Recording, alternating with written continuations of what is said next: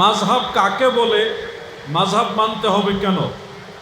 অনেকে এই ধরনের প্রশ্ন করেন যে আল্লাহর নবী কোন মাযহাব মানত বা সাহাবায়ে কেরাম কোন মাযহাব মানত, হযরত আবু বকর সিদ্দিক, হযরত ওমর ফারুক, ওনাদের মাযহাব কোনটা?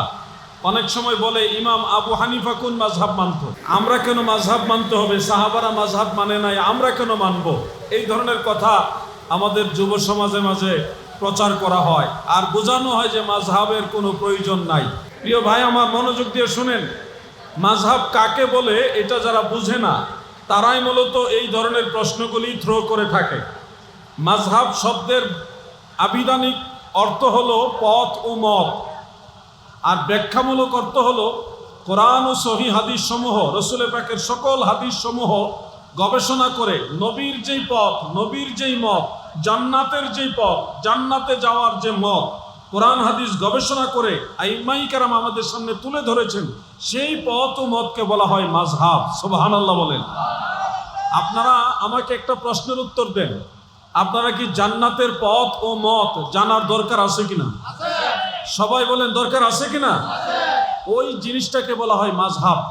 নবীজিকে অনুসরণ কিভাবে করতে হবে, নবীজিকে মানতে হবে কিভাবে, এই পদ্ধতিটা ইমামরা কোরআন হাদিস গবেষণা করে আমাদের সামনে সহজ করে তুলে ধরেছেন।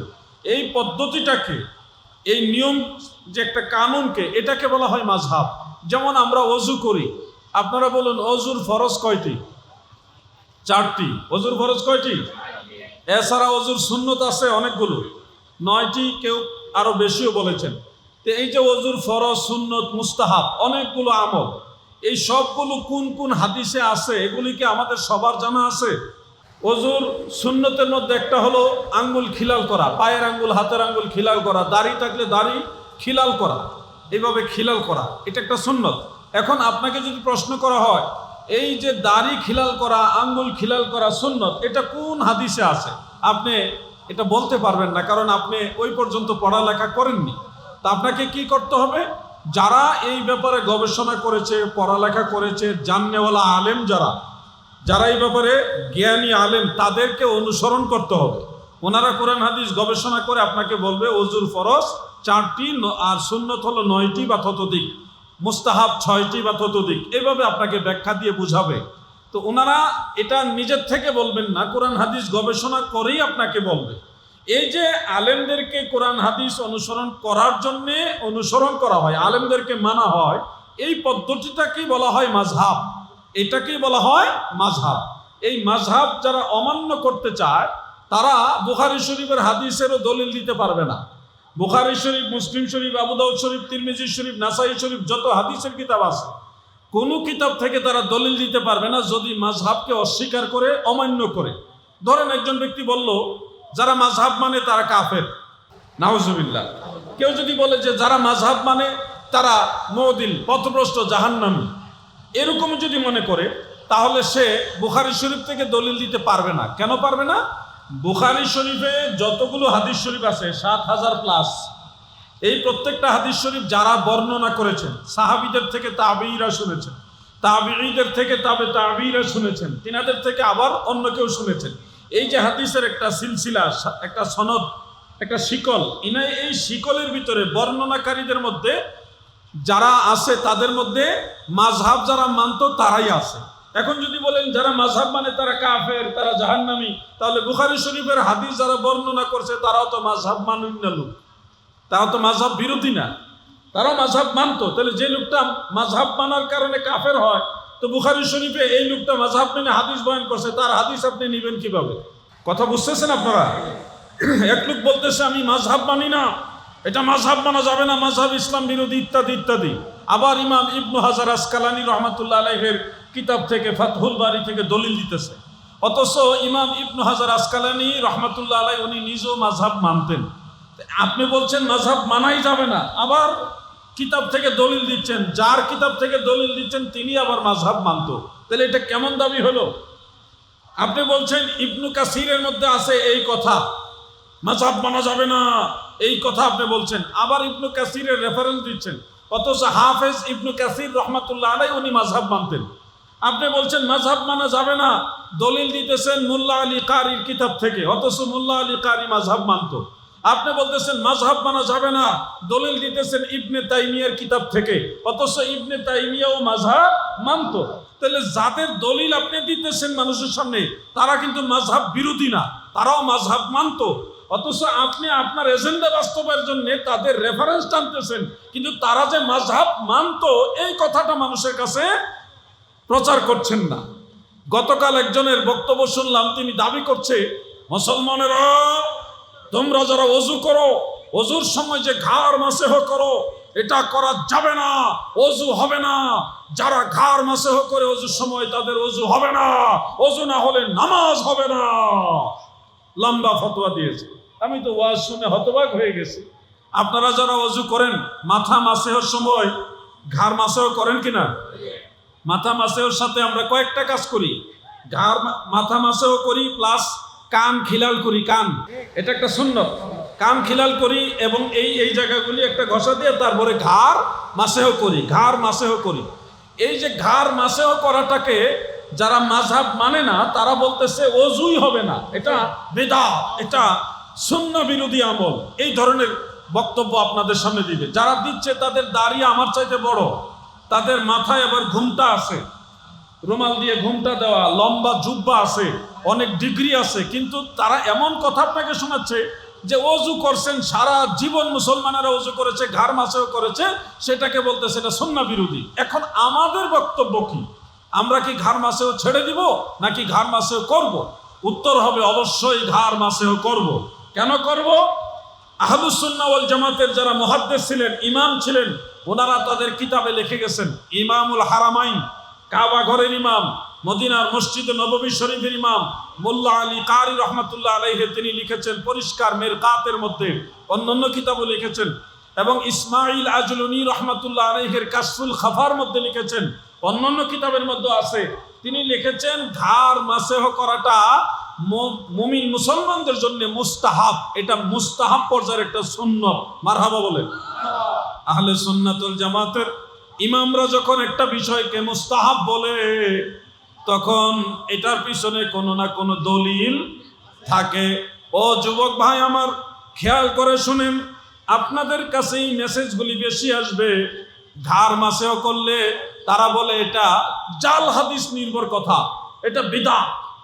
শুনেন, ঘাড় মাসেও সম্পর্কে অনেকগুলো হাদিস আছে, এর মধ্যে একটা হাদিস আছে যেটা জাল হাদিস। একটা হাদিস আছে কি? জাল হাদিস আছে। আমি অস্বীকার করছি না, এটা আমানতদারিতার সাথে বলছি। ঘাড় মাসেও সম্পর্কে অনেকগুলো হাদিস, এর মধ্যে একটা হাদিস হলো জাল হাদিস। একটা হাদিস কি? জাল হাদিস। কিন্তু ঘাড় মাসেও সম্পর্কে সহিহ হাদিসও আছে। আফসোসের বিষয় হলো আমাদের সেই ভাইয়েরা এই জায়গাটা গিয়ে খেয়ানত করে যে জাল হাদিসটা আপনাদেরকে শোনায়, কিন্তু আল হাদিসটা শোনায় না। এটা কেমন আমানতদারিতা? আলেমদের কাজ তো এটা নয়। সত্য গোপন করে রাখা তো আলেমদের কাজ নয়। আমি আজকে পরিষ্কার ভাষায় বলছি, ইমাম নববী রহমাতুল্লাহ আলাইহি যে হাদিসকে ঘাড় মাসে সম্পর্কিত, যে হাদিসকে জাল হাদিস বলেছেন, ওটা আমাদের মূল দলিল নয়। আমাদের দলিল কোনটা? হযরত আব্দুল্লাহ ইবনে ওমর রাদিয়াল্লাহু আনহুমা riwayat করেছেন। কোন কিতাবে হাদিস আছে? হাফিজুল হাদিস ইমাম আবু নুআইম ইসফাহানি রহমাতুল্লাহ আলাইহি। নামটা কি মনে থাকবে আপনাদের? ইমাম আবু নুআইম ইসফাহানি রহমাতুল্লাহ আলাইহি, ওনার লেখা কিতাবের নাম হলো তারিখে ইসবাহান। তারিখে ইসবাহান, আমার কাছে সেই কিতাব আছে। সেখানে আব্দুল্লাহ ইবনে ওমর রাদিয়াল্লাহু আনহুমা তিনি riwayat করেছেন, তিনি যখন ওযু করতেন তিনি ঘাড় মাসেও করতেন। মাসাহা উনুকাহু, তিনার ঘাড়কে উনি মাসাহ করতেন এবং বলতেন যে আমি আল্লাহর নবীকে এইভাবে ঘাড় মাসেহ করতে দেখেছি। সুবহানাল্লাহ বলেন। তাহলে আমরা সহিহ হাদিস থেকে পেলাম আমাদের দয়াল নবীজি ওযু করার সময় ঘাড় মাসেহ করেছেন, সাহাবায়ে কেরাম ঘাড় মাসেহ করেছেন। যেটাকে জাল হাদিস বলা হচ্ছে ওটা তো জাল হাদিসই, কিন্তু এটা তো সহিহ হাদিস। ভাই সাহেবরা সহিহ হাদিসটা বলেন না, গোপন করে রাখেন নাকি জানেই না, তাও তো একটা বিষয়। জানে কিনা, অনেক বিষয় তো অনেক সময় নজরে থাকে না। আমার বক্তব্য হলো, যেই ব্যাপার আপনি জানেন না আপনি বলবেন এই ব্যাপারে আমার কাছে কোনো দলিল নেই, আমার জানা নেই, আমার নজরে পড়েনি। আমাদের জানা মতে এইভাবে বলবেন, ঢালাওভাবে বলা যাবে না যে কোনো জায়গায় এটা নাই। আপনার নিজের দুর্বলতা আপনি প্রকাশ করবেন যে আমি জানি না, আমার জানা মতে নাই, আমার নজরে পড়েনি, এইভাবে বলবেন। কিন্তু ঢালাওভাবে যদি বলেন ওযুর সময় ঘাড় মাসহ করা কোনো হাদিসে নাই, তখন এটা খেয়ানত হবে। যারা খেয়ানত করে তাদের আদালত থাকে না, তাদের বর্ণিত কোনো রিওয়ায়াত গ্রহণযোগ্য হয় না। আলেম যারা, মুহাদ্দিস যারা, তারা বুঝেন এই বিষয়গুলো। ওযুতে ঘাড় মাসহ করা সুন্নত, বলেন ওযুতে ঘাড় মাসহ করা কি সুন্নত? মুস্তাহাব পর্যায়ের সুন্নত। আপনারা ঘাড় মাসহ করবেন। ওই লম্বা লম্বা দাড়িওয়ালা হঠাৎ শায়েখ যারা, এরা এসে হঠাৎ করে বলবে ঘাড় মাসহ করা যাবে না, এরা ধোঁকাবাজ, এদের কোনো দলিল নাই। এরা বলবে না যে অমুক কিতাবে লেখা আছে এটা বিদআত, ওইভাবে বলবে না, দলিল দিয়ে বলবে না, আন্দাজে আপনাকে বলবে বিদআত। মানে কিতাবুল আন্দাজ, কিতাবুল আন্দাজ। এই জন্য আমল ছেড়ে দিবেন না।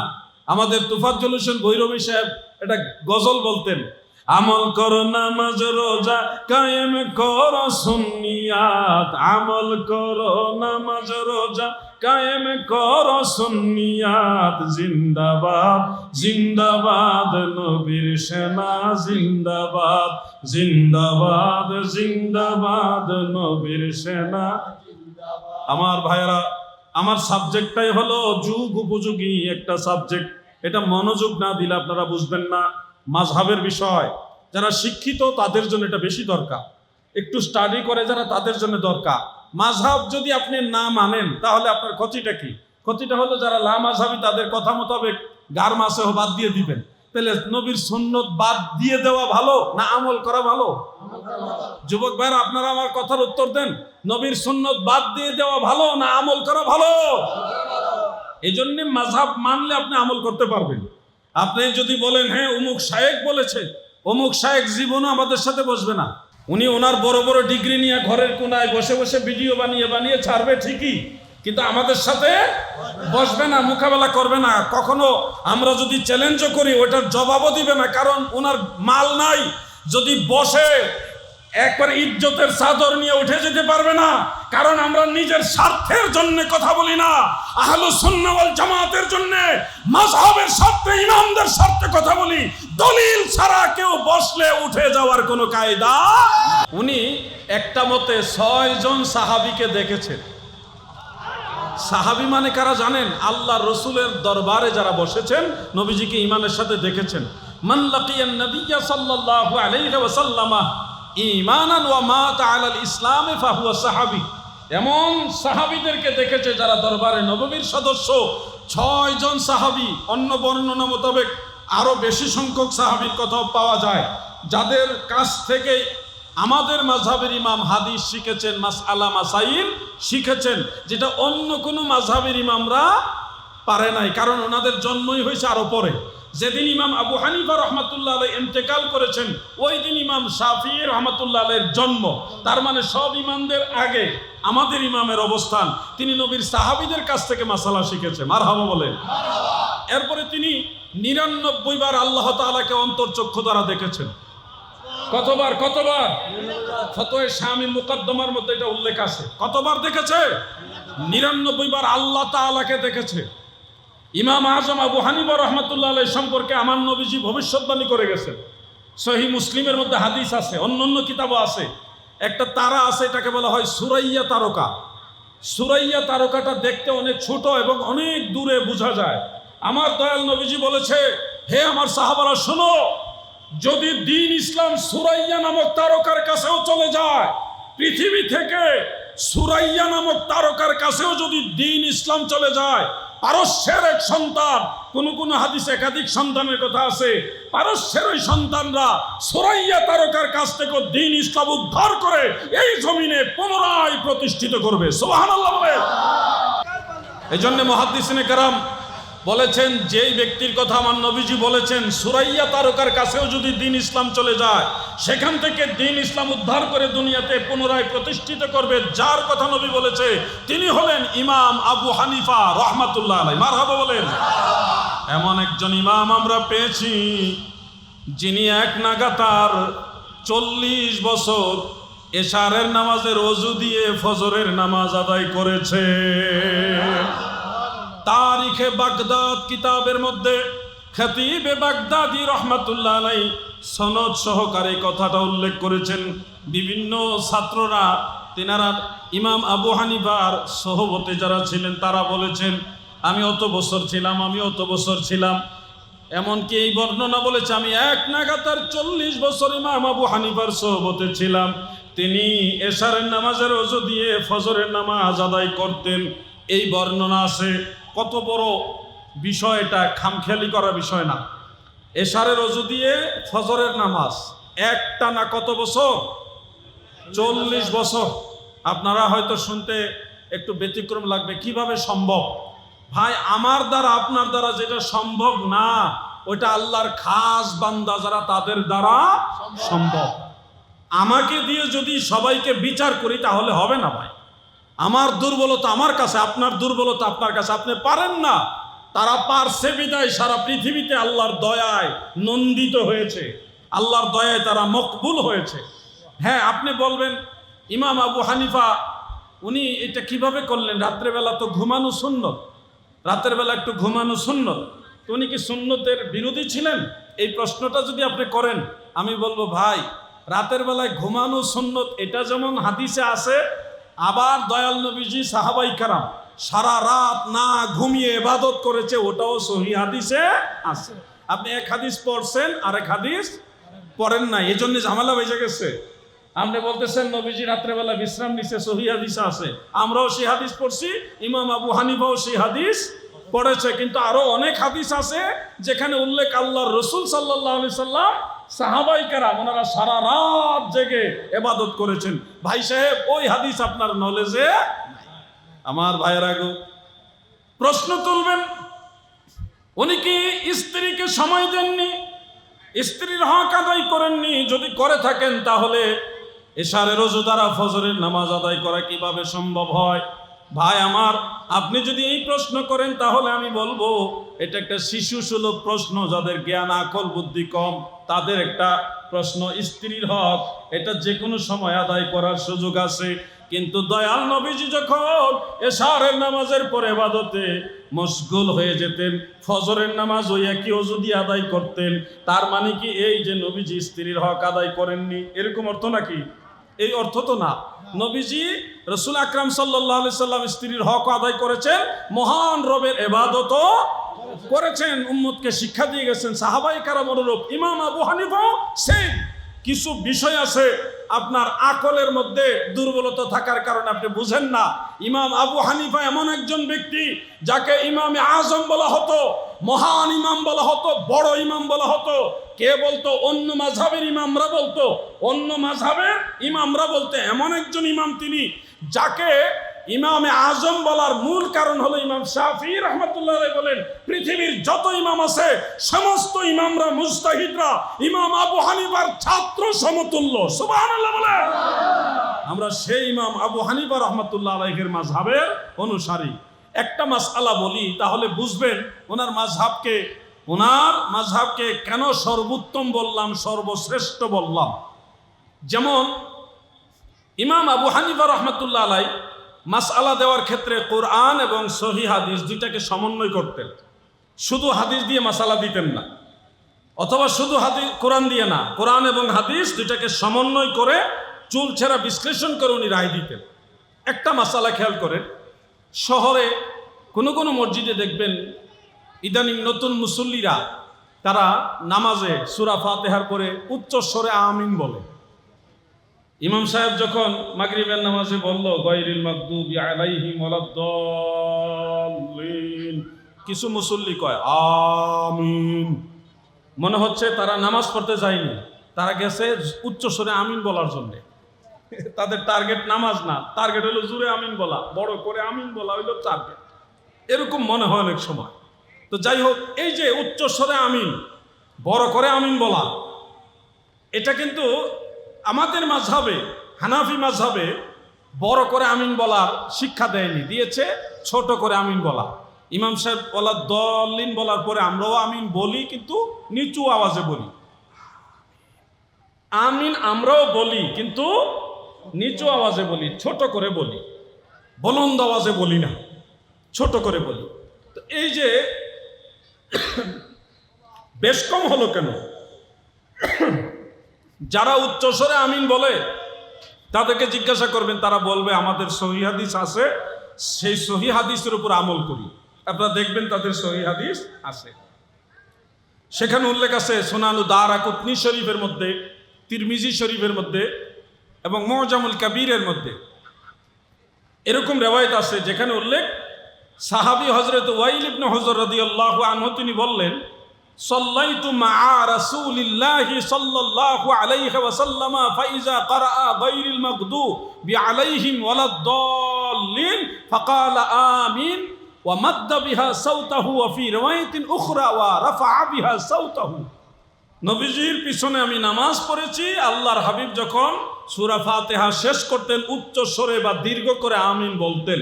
এই হাদিস আছে, আমরা অস্বীকার করি না, কারণ আমরা খেয়ানতকারী নই। আমরা একটা বলবো আর একটা গোপন করে রাখবো এরকম নয়। আমরা বলি হাদিস উচ্চ স্বরে আমিন বলার হাদিস আছে, কিন্তু ওই হাদিসের উপর আমরা আমল করি না। কেন করি না? কারণটা জানলে আপনিও আশ্চর্য হবেন। ইমামে আযম আবু হানিফা রাহমাতুল্লাহ আলাইহি তিনার মাযহাবে আইম্মায়ে কেরাম সুন্দর ফয়সালা দিয়েছেন। অন্য হাদিস আছে যেটা মুসনাদু আহমদের মধ্যে উল্লেখ, মুজামুল কাবীর লিত-তাবারানির মধ্যে উল্লেখ এবং আরো অন্যান্য কিতাবের মধ্যে আছে, আল মুস্তাদরাক আলা সাহিহাইনের মধ্যেও ইমাম হাকিম নিসাবুরি রাহমাতুল্লাহ আলাইহি তিনি উল্লেখ করেন, এটা সহিহ হাদিস। সেখানে একই সাহাবী ওয়াইল ইবনে হুজর তিনি বলেন, আমার নবীজি যখন গায়রিল মাগদুবি আলাইহিম ওয়ালাদ-দাল্লিন বলতেন তখন সাহাবায়ে কেরাম আমিন বলতেন, কিন্তু ওয়া খাফাদা বিহা সাওতাহু, আওয়াজটা ছোট করে রাখতেন।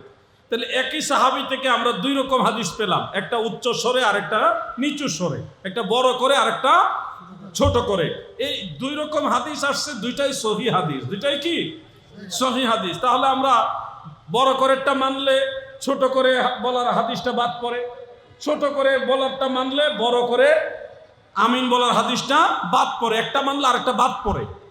এখন ইমাম আবু হানিফা কি করলেন? উনি কোরআনের সাথে হাদিসকে ম্যাচিং করলেন, আল্লাহর কোরআনের সাথে। কিভাবে ম্যাচিং করলেন? কোরআনের ভিতর উল্লেখ, ইয়া আইয়ুহাল্লাযীনা আমানু লা তারফাউ আসওয়াতাকুম ফাওকা সাওতিন নবী ইলা আখিরিল আয়াত। ইমানদার বান্দা বান্দিরা গো, তোমরা তোমাদের কণ্ঠের আওয়াজ আমার রসুলের কণ্ঠ মুবারকের চেয়ে উঁচু করো না।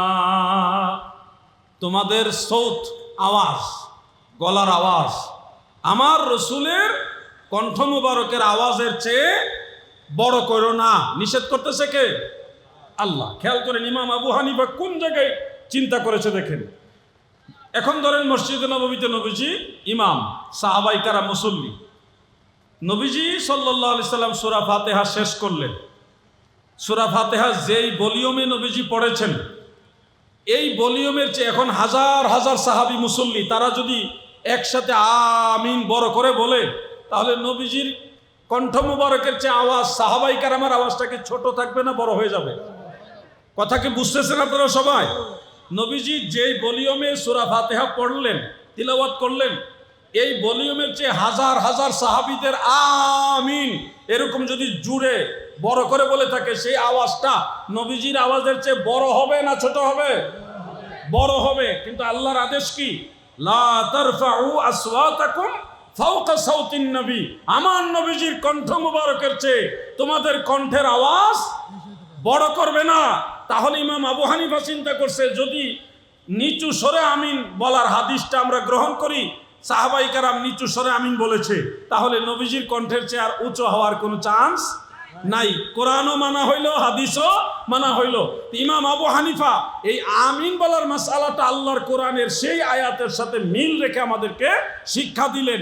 অন্যান্য মাযহাব শুধু হাদিস দিয়ে মাসালা দিয়ে দিয়েছে, আর আমাদের মাযহাবের ইমাম তিনি কোরআনের আয়াত এবং হাদিস দুইটাকে সমন্বয় করে মাসালা দিয়েছে। এই জন্য এটা হলো সর্বোত্তম, সর্বশ্রেষ্ঠ। মারহাবা বলেন। আমল করো নামাজ রোজা কায়েম করো সুন্নিয়াত, আমল করো নামাজ রোজা জিন্দাবাদ জিন্দাবাদ নবীর সেনা জিন্দাবাদ, জিন্দাবাদ জিন্দাবাদ নবীর।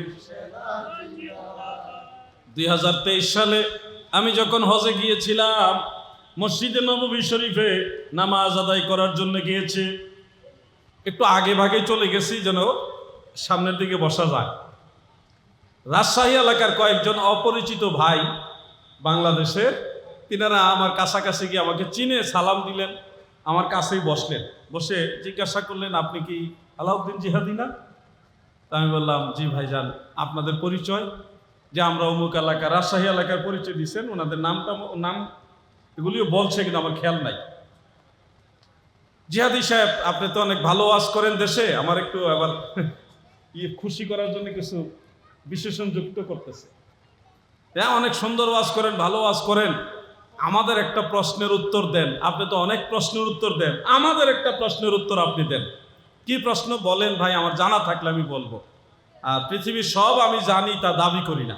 আমি জানলে আপনার প্রশ্নের উত্তর দেওয়ার চেষ্টা করবো ইনশাআল্লাহ। প্রশ্নটা হলো, আপনারা তো মাযহাব মানেন হানাফি মাযহাব। তো হানাফি মাযহাবে আমাদের বাংলাদেশে তারা তো একামতের বাক্যগুলি দুইবার বলে।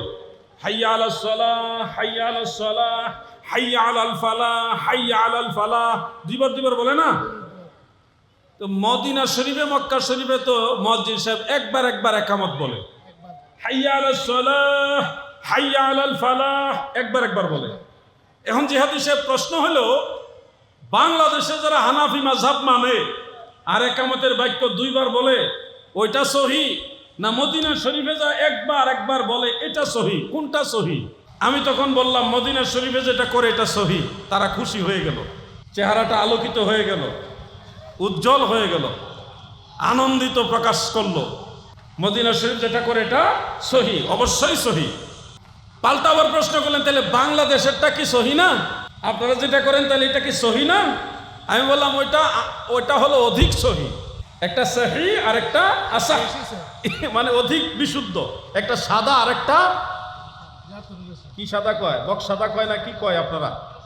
পিওর সাদা। যাক, একটা লাল আর একটা টুকটুকে লাল।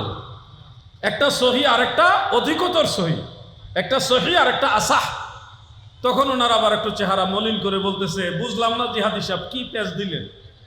এটা যদি সহি হয় তাহলে ওইটা অধিক সহি হয় কিভাবে?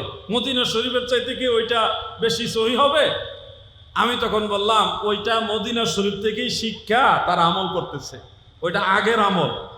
বুঝাই দেন তো একটু ঘটনা কি, এটা সহি আর ওইটা অধিকতর সহি কিভাবে? আমি তখন বললাম, ভাই সহি হাদিসে আছে, হযরত বিলাল রাদিয়াল্লাহু আনহু যখন ইকামত দিতেন তখন ইকামতের বাক্যগুলি একবার বলতেন। এটা সহি হাদিসে আছে। যেহেতু সহি হাদিসে আছে সেহেতু এটা সহি, এটাকে অসহি বলা যাবে না। এটা সহি হাদিসে আছে। তা আপনারটা অধিক সহি কিভাবে?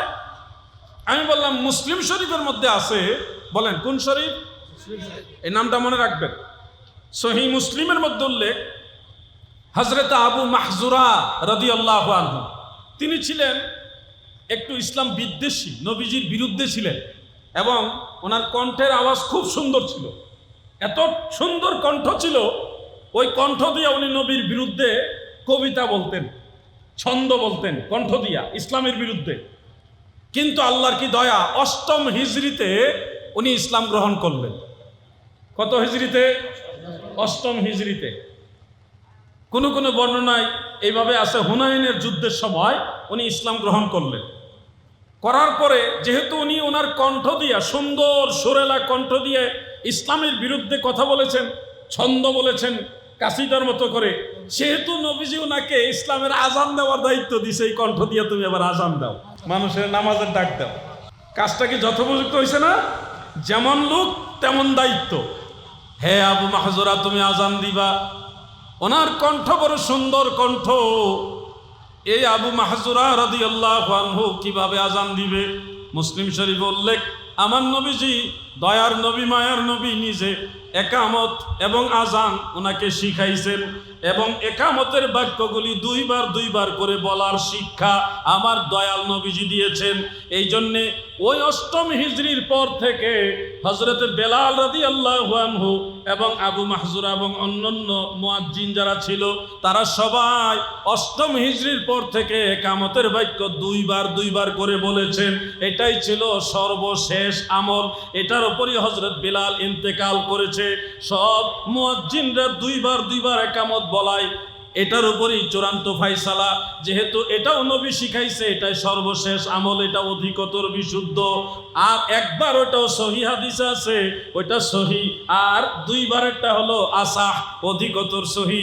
ভাই সাহেব আবার বুঝছেননি, এইভাবে তো কেউ বুঝায় বলে না। আমাদের এলাকায় যারা শায়েখ আছে ওনারা শুধু বলে সহি হাদিসে আছে একবার একামতের বাক্য বলতে হবে, কিন্তু আপনি যেভাবে ইতিহাস টান দিছেন, এইভাবে ইতিহাস টান দিয়া সহি হাদিসের আলোকে তো কেউ বলে না। তখন আমি বললাম এই জন্যেই তারা সুন্নি না আর আমরা সুন্নি, আমরা কোনোটা গোপন করি না। একবার একামতের কথা হাদিসে আছে, এটা তো আমিও বলে দিলাম, এতে কি আমাদের কোনো ক্ষতি হয়েছে? আমাদের জন্য আরো ক্লিয়ার হয়েছে যে ওইটা আমাদের বিরোধী না, ওইটার বিরুদ্ধে আমরা আমল করতেছি না, ওটাও ঠিক আছে। কিন্তু আমরা দুইবার কেন বলি, ওটার হাকিকতটা আমরা জানলাম এবং এটা যে অধিকতর বিশুদ্ধ এটাও জানলাম। এটার নামে আহলুস সুন্নাহ ওয়াল জামাত। সুন্নিয়ত ভণ্ডামি করে না, সুন্নিয়ত ছলনার আশ্রয় নেয় না, সুন্নিয়ত খেয়াল